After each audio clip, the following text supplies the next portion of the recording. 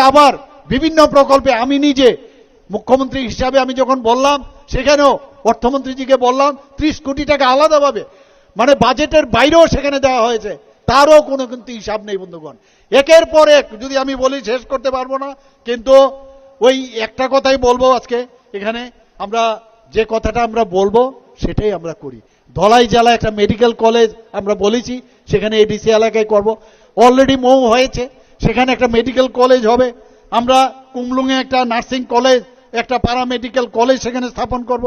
3টি ডিগ্রি কলেজে, মহিলা কলেজ এবং আম্বেদকর কলেজ এবং গন্ডাছড়ায় তিনটি আমরা সেখানে যারা এসটি যারা আছেন তাদের জন্য আমরা হোস্টেল সেখানে নির্মাণ করেছি।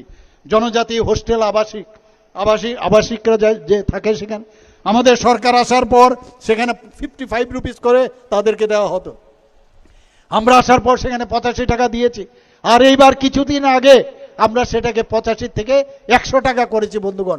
তাদেরকে পাঠ্যপুস্তক থেকে আরম্ভ করে বিভিন্ন যেসব ওনাদের সুযোগ সুবিধা, প্রি মেট্রিক স্কলারশিপ থেকে আরম্ভ করে যেখানে 400 টাকা পেত, 1000 টাকা আমরা করেছি।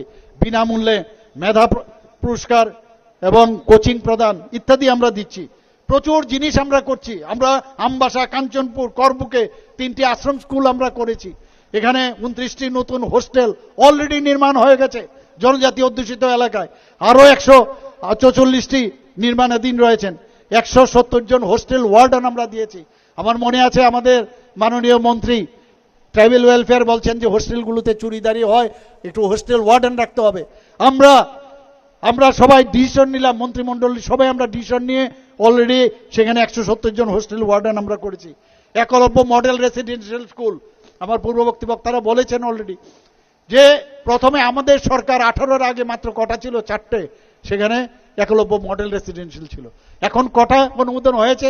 21টি অনুমোদন হয়েছে। এর মধ্যে 12টি চালু হয়ে গেছে, 6টা এর মধ্যেই হবে, আর বাকি সেইটা সামনের বছর বা এর পরের বছর হবে। তো সেখানে একলব্য মডেল রেসিডেন্সিয়াল স্কুলের যে ক্রাইটেরিয়াগুলো আছে সেগুলো রিল্যাক্সেশন দেওয়ার জন্য আরও 15টা যাতে একলব্য মডেল রেসিডেন্সিয়াল স্কুল হয়, তার জন্য আমি দিল্লিতে এবার বলে এসেছি বন্ধুগণ। আজকে আমরা মাননীয় প্রধানমন্ত্রীজি আসার পর আপনারা দেখেছেন, যার সম্পর্কে আমরা কেউ জানি না, এই ভগবান বিরসা মুন্ডার ওনার জন্মদিনে প্রতি বছর আমরাও এখানে কি করেছি যে বহু জায়গায় জনজাতিদের মধ্যে এডিকশন স্টার্ট করে দিয়েছে। প্রথমে হেবিচুয়েশন করেছে, তারপর সেখানে এডিকশন স্টার্ট করেছে ছোট ছোট ছেলে মেয়েদের। সমস্ত হোস্টেল যারা আছেন হোস্টেলারদেরকে নিয়ে আমরা এখানে ফুটবলের একটা প্রতিযোগিতা শুরু করেছি, অ্যাওয়ারনেস প্রোগ্রাম আমরা করেছি। আমরা বলছি football is the game and drug is same. তো সেইভাবে আমরা কাজ করছি বন্ধুগণ।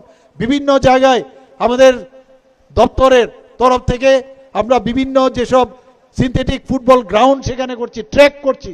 তো একের পর এক কাজ আমরা জনজাতিদের জন্য করছি বন্ধুগণ। আবার আপনাদের কাছে আমি একটা কথা আবেদন রাখবো যে আমাদের যে ক্যান্ডিডেট যারা আছেন নতুন বাজার কে বিপুল ভোটে ভারতীয় জনতা পার্টির যে সিম্বল পদ্ম চিহ্নে বিপুল ভোটে আপনারা বুতাম টিপে জয়যুক্ত করবেন, সে আশা আকাঙ্ক্ষা রেখে আমি আমার বক্তব্য শেষ করছি। নমস্কার, জয় হিন্দ, ভারত মাতা কি জয়।